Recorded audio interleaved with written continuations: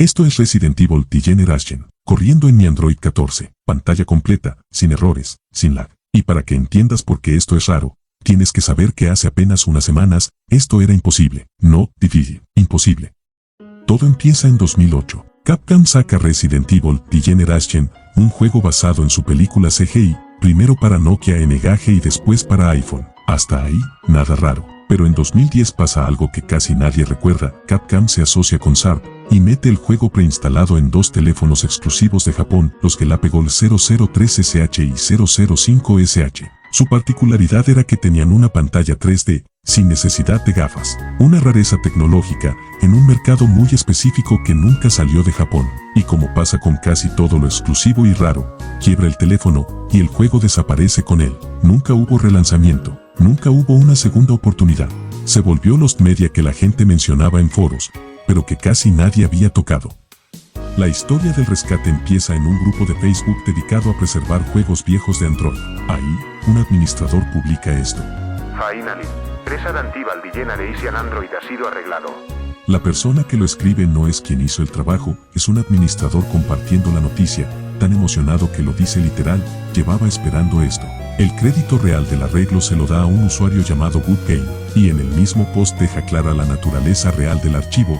Esto es un puerto de iOS, así que es básicamente lo mismo, aclarando que no es el código nativo original que corría en el Galápagos, sino una adaptación de la versión de iPhone. También deja clarísima la limitación, solo funciona en versiones viejas de Android, de 2.2 Froyo a 4.4 KitKat, o en máquinas virtuales como Virtual Master y MOS, sin root. Y cierra con algo que me quedó grabado, pide, literalmente, que si alguien lo prueba en un Android viejo, avise en el grupo, porque el juego, dice, había desaparecido por completo, y preservarlo era lo importante.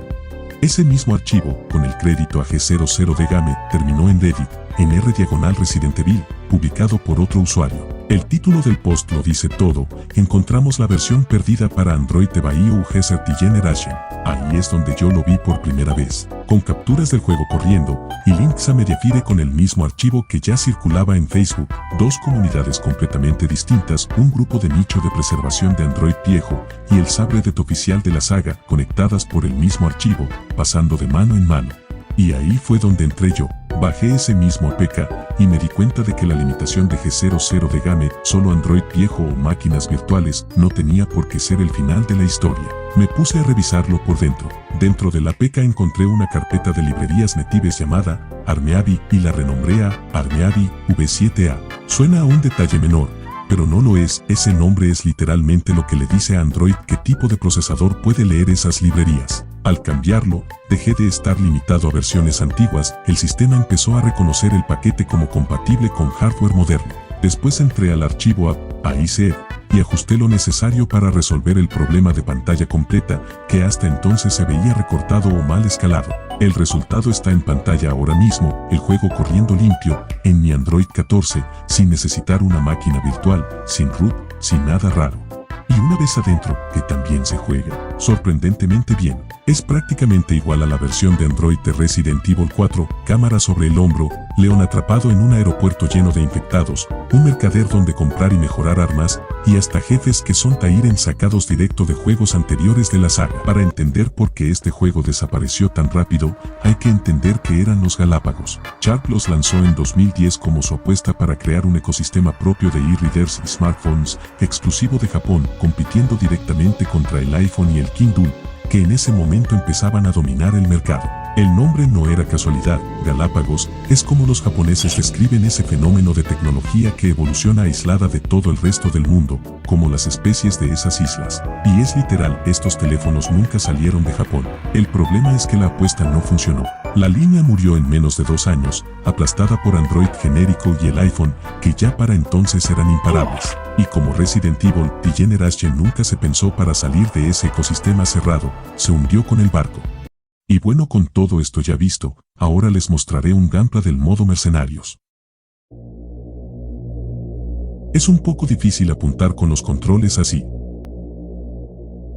Con puntería mala necesitamos 2 o 3 disparos por cada zombie. El modo mercenarios de este juego es simple, tienes que matar la mayor cantidad de zombies en el tiempo que indica el reloj. Estos te darán loot de distintas cosas, las hierbas y munición para tu tipo de arma.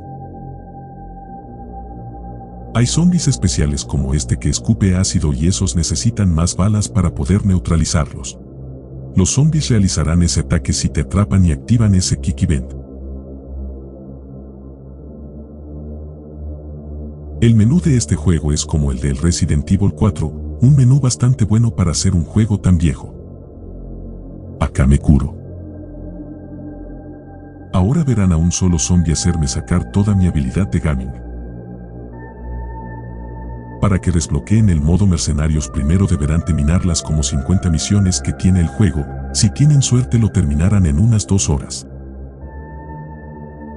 Al final, esta es una historia sobre preservación, sobre cómo, cuando las compañías grandes abandonan sus propios juegos, es la comunidad, gente anónima, sin ningún interés más que el de no dejar morir esto la que se encarga de rescatarlo. Todo el crédito del hallazgo y el primer arreglo va para G00 de Game y para la comunidad de R/Resident Evil, que fue quien le dio la difusión que tiene hoy. Si te gustó esta historia, dale like, suscríbete y nos vemos en el próximo video.